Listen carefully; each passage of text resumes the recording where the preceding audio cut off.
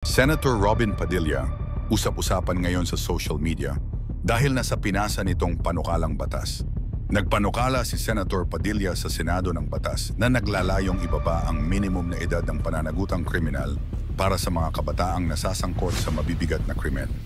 Ayon sa panukala batas, aring mapanagot ang mga batang edad 10 hanggang 17 kung sila ay sangkot sa mga kasong itinuturing na heinous crimes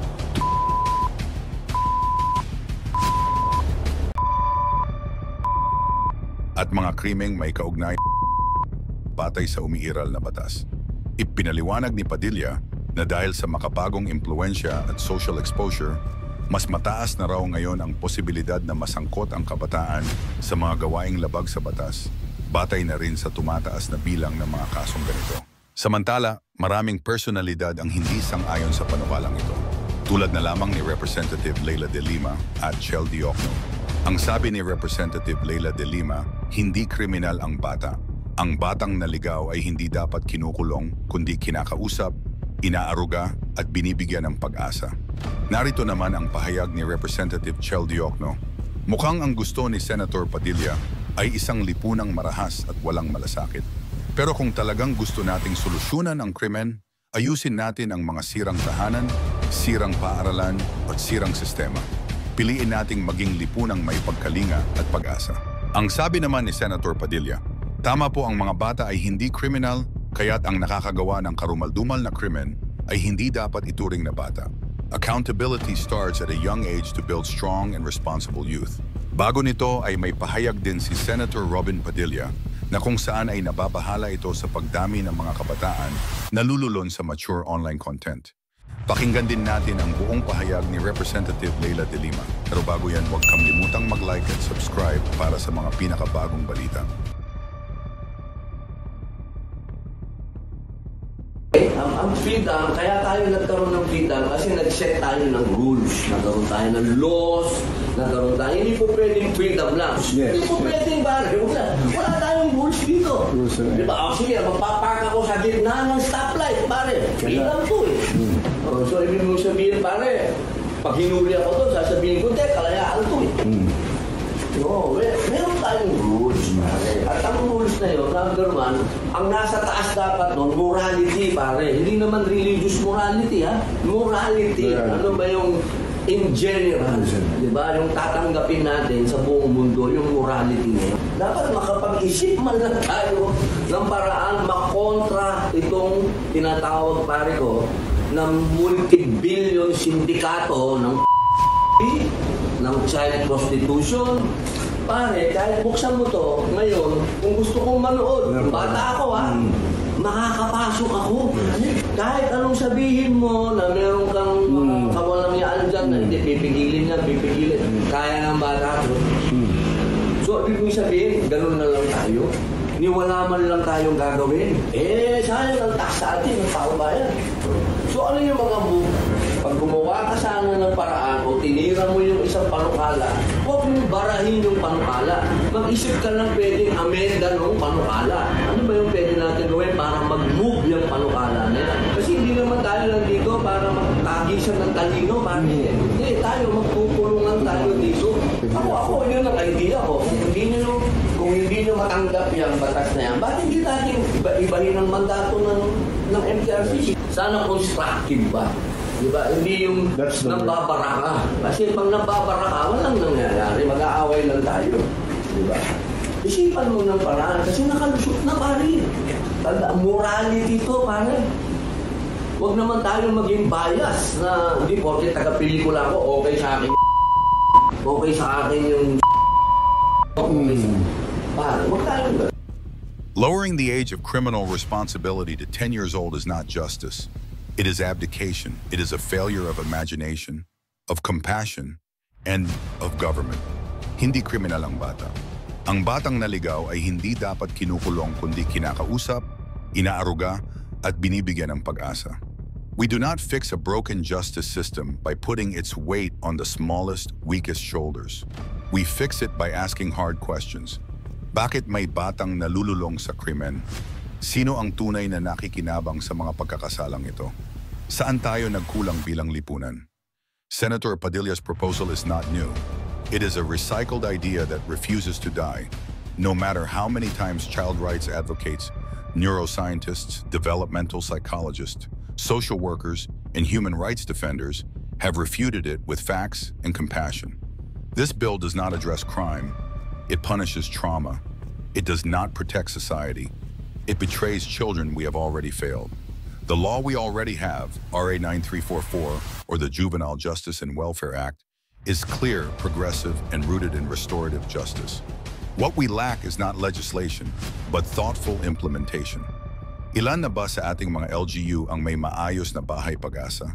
Ilan ang may sapat na social workers, psychologists, and trained personnel to offer real intervention and reintegration?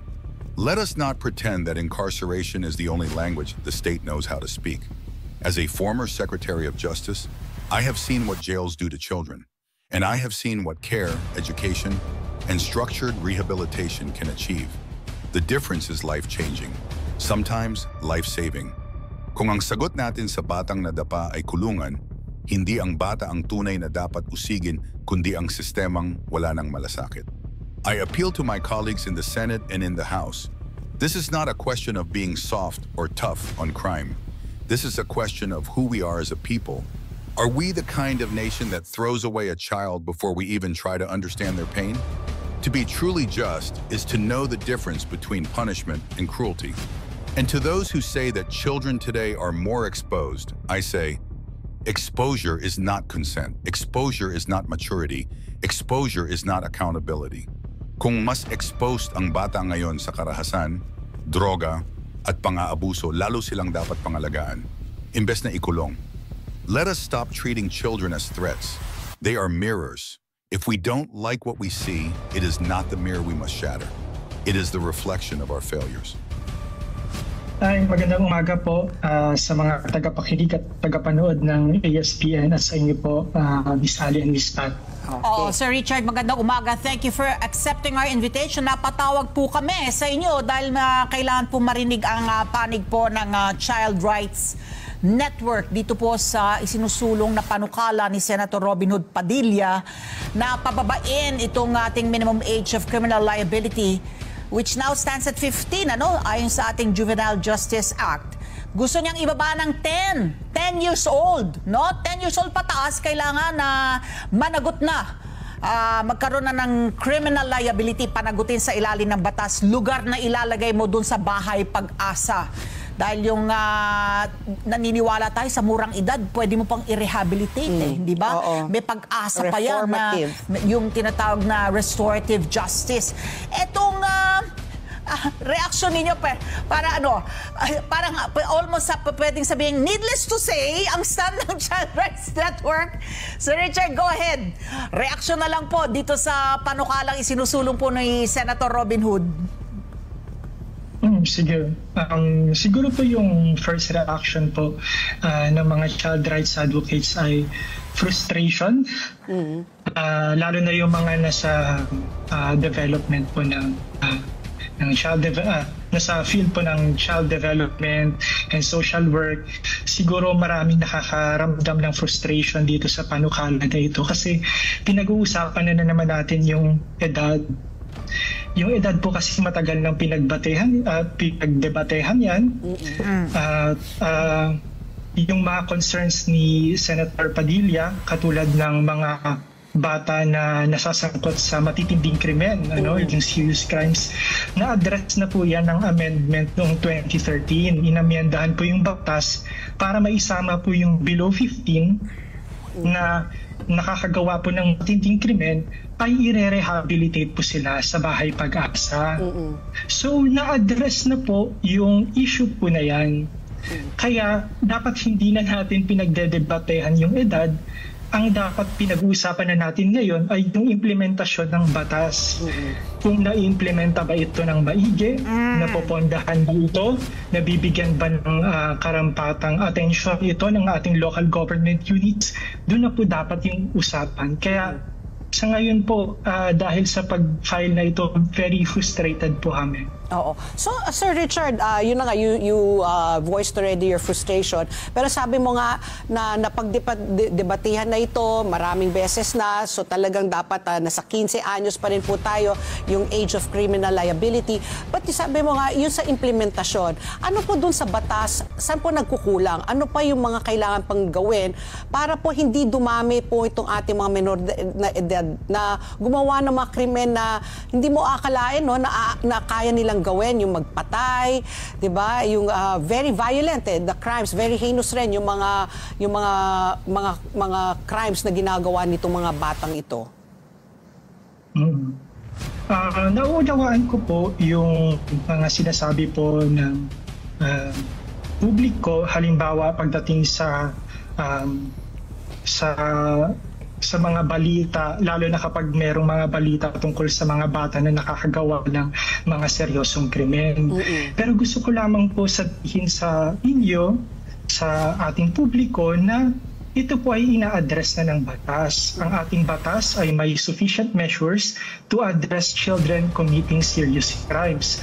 So kapag gumagawa po ng seryosong krimen ang isang bata, hindi siya pinakakawalan lang, meron po siyang pananagutan sa ating juvenile justice law. Siya po ay sasailalim sa intensive juvenile rehabilitation. Ito po ay sa Bahay Pag-asa.